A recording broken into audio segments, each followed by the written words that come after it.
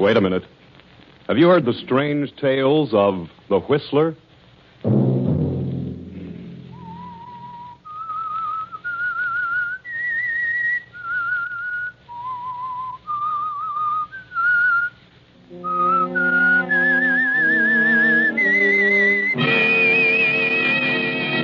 I'm the Whistler. I may be the district attorney, but if my son is guilty, he can pay the penalty like anyone else. I'll prosecute him. Then, Blake, I'll start on you. Sunday night, and again, CBS presents The Whistler.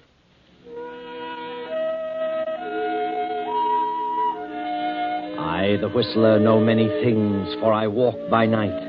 I know many strange tales, many secrets hidden in the hearts of men and women who have stepped into the shadows. And so I tell you tonight the unusual story of the Weakling. Young Clyde Banning, son of District Attorney Banning, steps out of a nightclub following a gay New Year's Eve party. An expensive limousine pulls up to the curb, and Clyde gets in. Clyde has done some careless driving lately, had his driver's license revoked, and is now forced to be driven about by Rawlins, the family chauffeur. Where to now, Mr. Banning? Let's go home, Rawlins.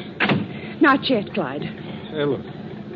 What are you doing in here? I thought you were still in the club. I didn't think you even knew I was there. Well, I saw you a couple of times. Why have you been avoiding me, Clyde? You know how it hurts me. What's happened? Take Miss Blake home, Rawlins. No, I won't go home. I won't be brushed off like this without an explanation. You know how much I love you, Clyde, and I can't go on like this any longer. Please, Ellen, this is no time to make a scene. Clyde, you know you love me. Let's get married right now, tonight. Please, let's not talk about it now. I will talk about it now. Rawlins, pull up, please. I won't get out, Clyde. I won't. I'll drive, Rawlins. You can take a cab home. You'll drive, but listen. Go on, here. Rawlins. I'll take Miss Blake home. Don't take me home, Clyde. I've got to talk to you. Please, drive down to the Ocean Highway. All right. All right, but cut out the melodrama.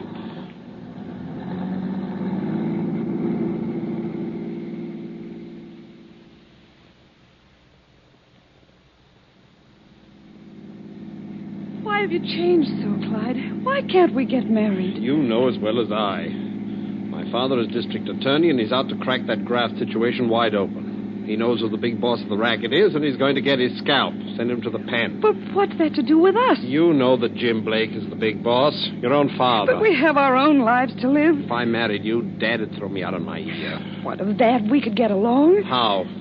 Your father won't have a dime when this is over. Besides, Dad is up for re-election. How would it look? DA's son marries convict's daughter.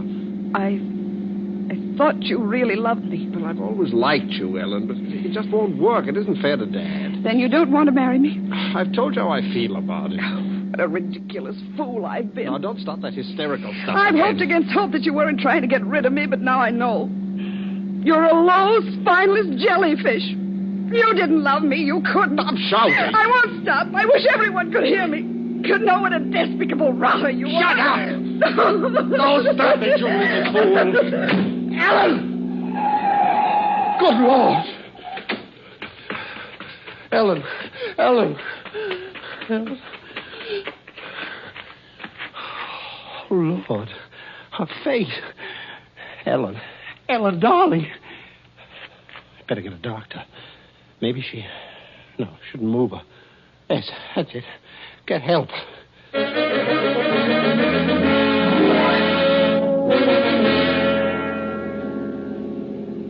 Yes, Clyde. Better get help. There, just ahead, the low lights of a service station. Hurry, Clyde. Maybe she's still alive. What's the trouble, Clyde? You're slowing down. Well, they might think I did it. Think I pushed her out. She's dead. She must be. No one knows. Better drive on. You've passed it now, Clyde. You've really fixed things now. You should have stopped. Clyde's fear increases with every mile. He slips the car into the garage and hurries quietly to his room. But he doesn't sleep, not a wink. His head throbs, and with every thump of his heart, Ellen's words ring in his ears. Low, spineless jellyfish. Low, spineless jellyfish. Ellen, please, I didn't mean it. Forgive me, please.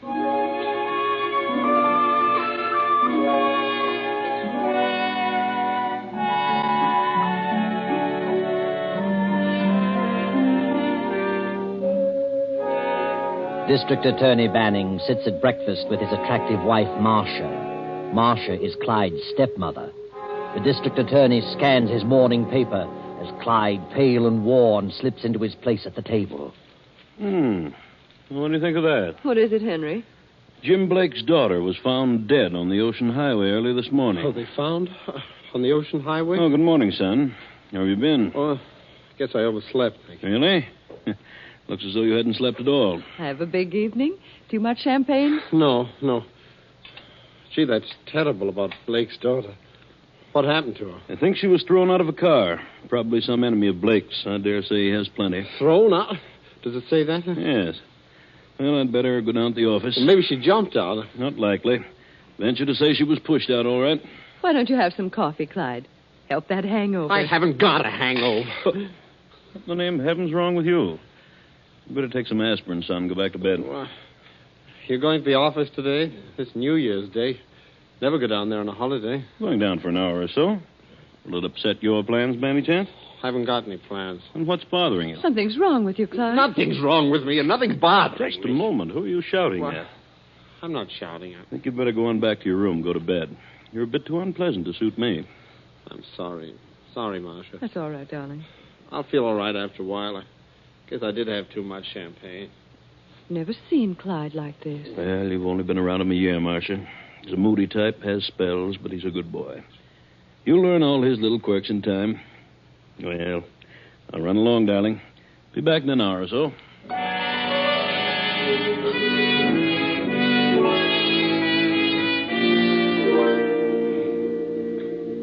I beg your pardon, Mr. Clyde. Eh? What is it, Thompson? Rawlins, the chauffeur, would like to see you, sir. Oh, yeah? All right, send him in. He'd see you, Rawlins. What do you want, Roland? I'd like to have a little talk with you, Clyde. Yeah? What's on your mind? Where did you go last night after you dismissed me? What business is that of yours? Well, I just thought I'd ask you. Got in around 2:30, didn't you, Clyde? What of it? Thought maybe you knew what happened to Ellen Blake. I took her home. What happened after that, I don't know. She kind of put the pressure on you, didn't she? What do you mean? I heard her. Heard every word you both said. She said she was determined to get married. So what? Well, it wouldn't be so good for you if I was to tell about last night. No?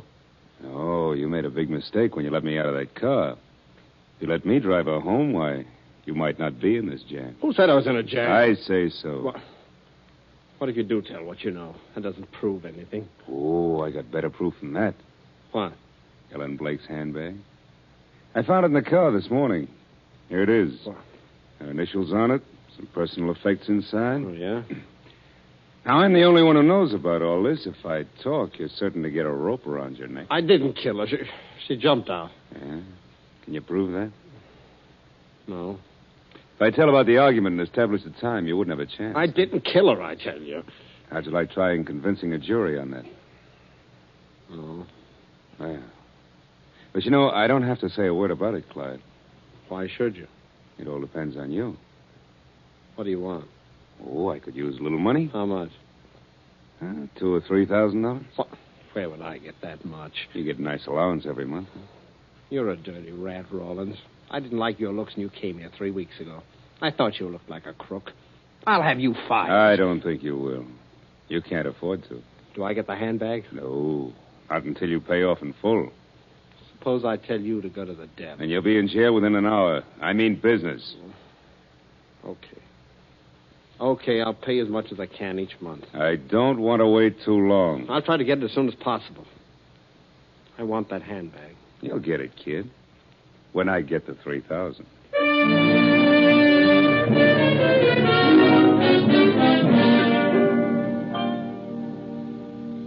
Good afternoon, madame. What do you mean coming into my room without knocking? And how is madame today? What do you want? I want to wish you a happy new year. Well, of all the nerve. You get out of here. No. Don't get excited. I thought you might like to talk to me. What do you mean? Well, I've got a little information that might be of interest to you. Information? What are you talking about? I'm talking about Clyde. What about him? Well, I was just wondering what would happen if your husband had to prosecute his own son for the murder of the daughter of the man he's out to break. Are you crazy? What do you mean? Clyde murdered Ellen Blake. Threw her out of the car. What? How do you know that? She was in love with Clyde. He was trying to shake her. I drove them away from a nightclub last evening. They had a very serious argument. And then he let me out and drove the car himself. That doesn't mean anything. Ellen Blake was killed about 1 a.m. Clyde came in about 2. Good heavens. This morning I found his handbag in the car. It's Ellen Blake's. If I were to tell what I know about it and produce his handbag, Clyde would have a rope placed around his neck by his own father. I doubt very much that the DA would ever be reelected. How could Clyde do such a thing? Well, he lost his head. She was pretty insistent. But you don't have to say anything about this. Oh, I wouldn't have to. If this came out, Henry would be ruined. That's just what I mean. Now, you wouldn't want that to happen, would you? No. And it's all up to you. Up to me? Yes, if I cover up a murder, it might affect my conscience. I might worry a lot. But my conscience might be sad. What do you want? Well, it ought to be worth about $3,000. Why, that's ridiculous. I have no such amount. Then get it. How could I explain what I wanted with $3,000? That's your worry, not mine, baby. Do you know what they can do to you for blackmail? No, this isn't blackmail, honey. No, I'm not threatening to divulge someone's past. It's bigger than that. As a matter of fact, you're going to bribe me to withhold a piece of important evidence. So you see, I hold the aces. Get out of here. Get out. Okay. But I know somebody with a lot of dough, and I'd just as soon turn the information over to Blake as anyone else. I just want to give you a break. How about this diamond bracelet? Oh, yeah, that'll help. But it'll be hard to get rid of. I'd rather have cash. All right, I'll give you these diamonds, and you can hold them until I get the cash. Fair enough. Hand them over. Thanks. You know, I thought that you'd see things in the right way. Goodbye, honey. Get out of here. You rotten thief. Oh, listen to her. As the days pass, Clyde and Marcia are both turning over every cent they can get hold of to Rawlins. But the going is difficult, and Rawlins becomes more insistent. And one day, Clyde gets a message to visit the big boss, Jim Blake, Ellen's father. I was told you wanted to see me, Mr. Blake. Yeah. Sit down, kid. Thank you. Everything working out all right? What do you mean? You look a little worried, kid. I thought maybe something was disturbing your sleep. Oh, well, I've been having headaches. I think it's my eyes. Been seeing things, have you? In the dark? No, I haven't been seeing things. I don't know what you're getting at, but nothing's bothering me. Just when was it that you started meeting my daughter, Ellen? I don't know what you mean.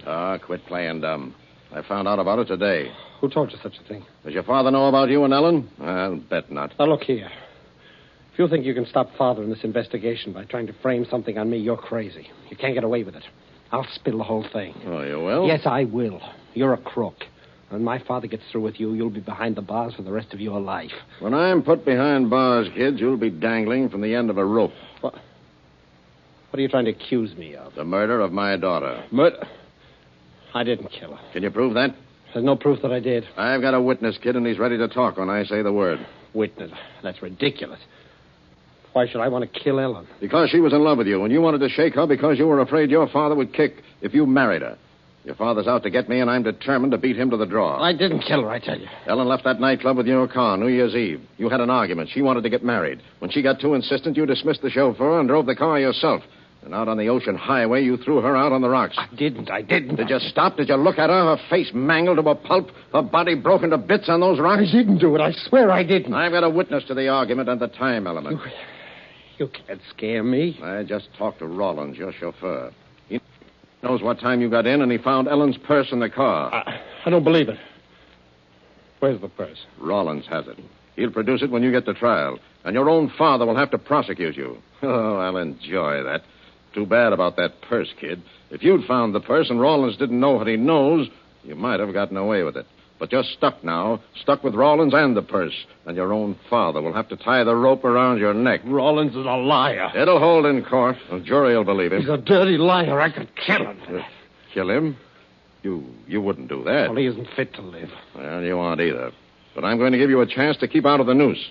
I'll keep Rawlins from talking if you get me a couple of letters. What letters? Your father has them. They have my signature on them. You can get them very easily. You get those papers, and I'll put the quietus on Rawlins. They're addressed to the county supervisor. Your father intends to use them against me. I want them. Is that clear? Yeah. You get the papers, and we're both in the clear. Understand? Yeah, you understand. All right. I'll give you till tomorrow evening at 6 o'clock. You can go now. Yeah. Remember, 6 o'clock tomorrow night.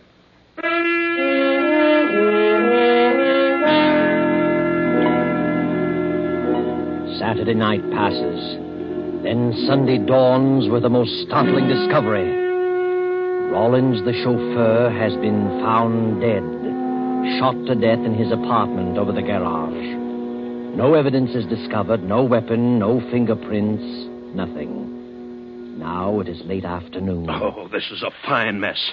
A murder in my own home. Everything will come out all right, Henry. You're certain to find the person who did it. Oh, yes, he may have had some enemies. After all, we know very little about him. He'd only been here a short while. Don't you understand? I'm the district attorney. Murder has been committed in my own home. Why, if I can't bring this to a solution, I'll be a laughingstock.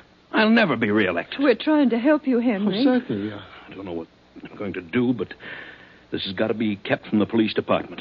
Once they get into it, it'll be plastered all over the front pages of every newspaper in town. Yes. I'll have to handle this from my own office. Well, neither one of us has been out of the house, and we haven't told anyone. What are you worried about? Surely, a man like Rawlins could have had many enemies. Who knows what he'd been mixed up in? Captain Stone to see you, Mr. Banning. Captain... Oh. Yes, I was afraid of that. All right. Show him in. Good afternoon, Mr. Banning. Oh, good afternoon, Captain Stone. Well, what are you doing out this way? We heard about your chauffeur. Really? And who told you? Oh, friend. Body hasn't been moved, has it? No, Inspector Stone, it hasn't. Mm-hmm. Still in the room over the garage. Well, come on, Skelton, let's have a look. You don't mind, do you, Mr. Banning? Why, no. No, of course not. Well, thank you. We'll be back in a moment. All right. You know, I've got a strange feeling that Jim Blake knows something about this. Blake? Why do you think that? I don't know. He's just the type to think of something like this. Yes, a perfect setup for him. A murder in my own home. Nothing would please him better. Why would Blake resort to anything like this? Why? Because my dear Blake is in a tough spot. Yes. The more I think about it, the more right I think I am. Well, I'm going to have a talk with him. Well, I don't think Blake had anything to do with it. Really? What do you know about it? Well, nothing, Father. Then please allow me to handle this in my own way. Henry, why must you be so harsh? I'm sorry, Father, but I think you should keep away from Blake. Why? I don't know. I just think you should. Yes. Well, when I want your opinion, son, I'll ask for it.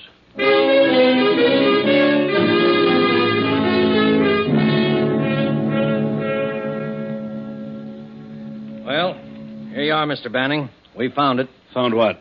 We found this revolver behind the garage. Well, No, don't touch it. We want to check for fingerprints. Oh, of course, I know better than to touch it. Yeah. Fingerprints. Maybe there are none on it. We'll check it just the same. Well, the killer would be a fool to leave his prints on the gun. How do you know it is the gun? We'll find out. Ballistics will know. How will they know who the gun belongs to? Maybe it isn't a gun. We already know who killed him. All we need is proof. No. How do you know? Who did it? Your son did it. What? We were tipped off. My son? That's right. Are you crazy? Why should Clyde kill him? He hardly knew him. Look, Mr. Banning, you think I'd come to your house snooping around unless I had a very good reason? Where did you get your tip? Well, I'd rather not say. Who's his friend? Come on, you'd better tell me. I'll bring it out eventually. All I know is that we were tipped off about the murder and told who did it. Your son threatened to kill Rawlins. Who told you that? Jim Blake. He heard him say it. Where did you see Blake, Clyde? Oh, I don't know what they mean. Ask Jim Blake. Come on, Skelton. Let's check that gun with ballistics.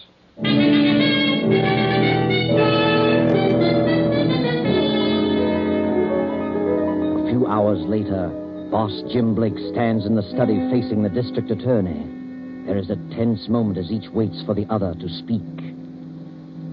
Well, Banning, what do you want? I know what you're trying to pull, Blake. You're trying to get at me by framing my son with a murder. I'm not trying to frame him. I just told the police that I heard Clyde threaten to kill Rawlins. So far, there's nothing but circumstantial evidence. Clyde had no reason to kill Rawlins, and without a motive, Clyde is in the clear. Yeah? If you had a scheme in mind to force me to drop that investigation, then your scheme went haywire. You pulled a boner. What do you mean, boner? If Clyde had threatened Rawlins' life, the natural thing for a man in your situation to have done was to approach me instead of the police. Why? Well, you wanted those letters, didn't you? How could you possibly make a deal for those letters now that you've made your information public? I'm way ahead of you, Banning. I'm not so dumb as all that. I'm still holding the aces. What aces? The ones I'll throw down for the letters. I think you're bluffing, Blake. I know why Clyde killed Rawlins. I can supply the motive. I'll admit that without the motive, he'd be in the clear. But if I spilled the motive, he'd crack in 5 minutes. I still think you're bluffing. I know you've got a cinch case against me with those letters. But with what I know, I've got a cinch case against your son that will send him to the gallows. Not only that, but if I do spill it, you wouldn't dare show your face in this town again. Sounds pretty gruesome. I can't imagine what it could possibly be. I'll say you can't. Clyde is really in it up to his neck. You really think he's guilty? Certainly, but whether he is or not, he had the motive.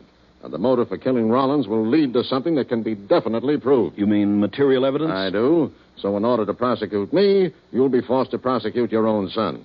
I'll see to that. Now, you hand over those letters, and we'll all be in the clear. Believe me, Banning, I'm not bluffing. Blake, if you're telling the truth, then we're both in a very unfortunate position. You're a crook, and I happen to be a stickler for duty. I can't be bribed. You mean you'd actually prosecute your own son? I do. And if he's guilty, he can take the consequences. I don't believe he is, but I know you are. I think you're crazy. And I still think you're bluffing. Try me. I'll call your bluff. All right, but you'll change your mind, Banning. If you don't, you're a bigger fool than I've ever come across. Let's have it. Get your son in here. All right. Marcia, bring Clyde in here. Yes, Henry. What a sap you are, Banning. Over a couple of punk letters. Duty. Lad of bourgeois. You want me, Father? Oh, you can come in too, Marcia. Yes, Henry. What are you doing here? Well, kid, I've been having a little chat with your righteous father. He sent for me. He's a little stupid. He wants to be enlightened. Maybe you can help him. Yeah? Clyde, I understand you paid a visit to Mr. Blake. Huh? Go on. Better tell him, Clyde. What were you doing there, Clyde? Well, Blake sent for me. Why? Well, he wanted to talk to me. What about? Well, about... What's he been saying? I told him what you said to me. Said about what? About Rawlins. What did I say about Rollins? What did you say, Clyde? Nothing. He's lying. Lying about what? We haven't said anything yet. He tried to get me to steal something. Steal something? Now we're getting someplace. Wanted you to steal some letters out of my safe. Yes. He offered me a lot of money. Money? I didn't even mention money. I didn't have to. Yes, he did. What inducement would money be to you, Clyde? You always get everything you want. I offered you something better than money, kid. What was it, Clyde? He threatened me. Threatened to kill me. How do you like that? You're in a tough spot, kid. You better start talking. You threatened to kill Rollins. I did not. I heard you. Why did you make that threat? Well, I was just talking. I didn't mean it. I couldn't kill anybody. But you did say it. But I didn't mean it. What had you done? What did he know? Something prompted you to say it. Now, what was it? Nothing. I haven't done anything. You killed Rollins. You said you would. I didn't kill him. You killed him to shut his mouth. What did he know, Clyde? Blake's lying. He's just trying to scare me. I'll scare you. You killed Rollins to keep him from telling what he knew about you and my daughter, Ellen. What? Your daughter? She was in love with Clyde and wanted him to marry her. He tried to shake her, but when she got too insistent, he threw her out of his car, murdered her. I did not. I didn't. Rollins heard them arguing. Clyde dismissed him and drove the car himself. Rollins found Ellen's purse in the car next morning. Rollins told He's me. lying. I told him Rollins wouldn't talk if Clyde got me the letters, but he killed Rollins instead. Was Ellen Blake in your car the night she died? Yes. Did you dismiss the chauffeur? Yes, but I didn't kill her. She jumped out. She jumped out deliberately. Why didn't you tell this? Well, I was going to, but then I got afraid they think I killed her. Rollins tried to blackmail Clyde, then double-crossed Clyde and came to me. Where's the purse? Clyde probably has it. That's why he killed him. I haven't got it. I don't know where it is. I couldn't find it. Then you were in Rollins' apartment over the garage. Yes, but I didn't kill him. I didn't kill I Ellen. believe you. Yeah? Now, what do you have to say, Mr. Banning? Do I hold the aces? No. I'll bring it to trial. I'll find that purse, if there is a purse. And if he's proven guilty, he can pay the penalty like anyone else. And then, Blake, I'll start on you. You're a fool, Banning. You're crazy. Come in. Well, here we are, Mr. Banning. Got quite a bit of dope on this Rawlins killing. What now? There were no fingerprints on that gun, but it was definitely the murder weapon. Ballistics checked it. Well, still doesn't prove my son fired the gun. That's right. But we did manage to trace the original ownership. And what did you learn? Well, here it is. The gun was purchased 4 years ago in Seattle By whom? by Patricia Rawlins. Patricia Rawlins. Mm-hmm. Did you check on Patricia Rawlins? Who was she? Yeah, we checked on her. We also checked on Rawlins. Patricia Rawlins was your chauffeur's wife. They both have a police record. Rawlins was a confidence man, 3 convictions. His wife, Patricia, was implicated as an accomplice. Anything else? Yes, Rawlins disappeared in New Mexico 3 years ago. Finally turned up here. Rawlins must have had the gun in his possession. Or the wife had it. In which case, she could have killed him. Quite possible. You'd better try to locate the wife. Oh, here's a picture. We should be able to locate her without much trouble. What do you mean? Good Lord. Marcia, Yes, Henry. look at this photo. Do you know who this is? Yes, Henry. Sorry, Mrs. Banning. We'll check your fingerprints with these on police record just to make sure. You don't need to check them. They're mine. Marcia, don't. Why not, Clyde? It doesn't prove anything. Maybe somebody got into the apartment and killed him with his own gun. That's just what happened. He did have the gun, but I killed him. 3 years ago, he deserted me. Later, I heard he was dead. Then after I'd married Henry, he turned up here. I knew what he was going to do eventually. But I was in love with Henry. Then when he found the purse, he used it to blackmail me. And when he double-crossed both Clyde and me by going to Blake, we determined to get the purse. But he caught us ransacking his apartment. He pulled the gun and struck me. We all fought for it. Clyde wrestled with him, and I got the gun and shot him. Why did you tell Marcia? Why? Why not? It doesn't matter now. Tell me, did she shoot in self-defense, Clyde? Certainly, he'd have killed us both. Well, that will clear you with the Rawlins charge. But what about Ellen? He still killed Ellen. Captain Stone, there's a missing purse. Ellen Blake's purse. I want it. You can start looking in Rawlins' apartment. I'm going through with this, Blake, regardless of the consequences. Take a look at him, Captain. A man who'd sacrifice his own son, his own life, for a couple of measly little letters. What a sap. But District Attorney Banning, a determined man, goes through with his promise. The case against his son is in preparation. The day of the opening of the trial is set. Then the missing purse is found, and in it is a note to Clyde, written and signed by Ellen Blake. Go on, read it, Clyde. Dearest Clyde, I've tried every way to reach you. I know now that you've been avoiding me. I can't go on. I know your faults, but I love you. I can't help it. So I'm going to kill myself. I don't know how, but some way will present itself. Goodbye, Clyde. I hope you find the happiness I've been denied. I love you, Ellen. Well, there you are. Ellen Blake did jump from Clyde's car. And Clyde, even though he did seem a weakling, was able to fight when it came to a showdown. And Marcia, because of her great love for Banning, was willing to sacrifice everything for him. So Clyde is cleared, Marcia is acquitted, and Blake is sent to prison.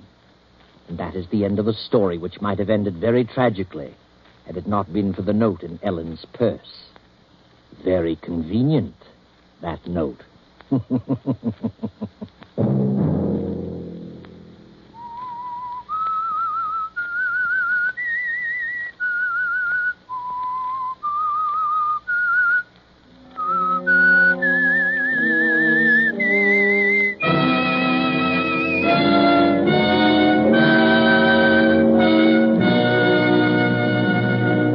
CBS has presented The Whistler. Original music for this production was composed and conducted by Wilbur Hatch. The Whistler is written and directed by J. Donald Wilson and originates from Columbia Square in Hollywood.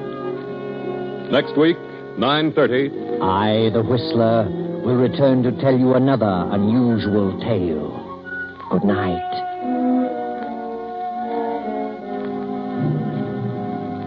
This is the Columbia Broadcasting System.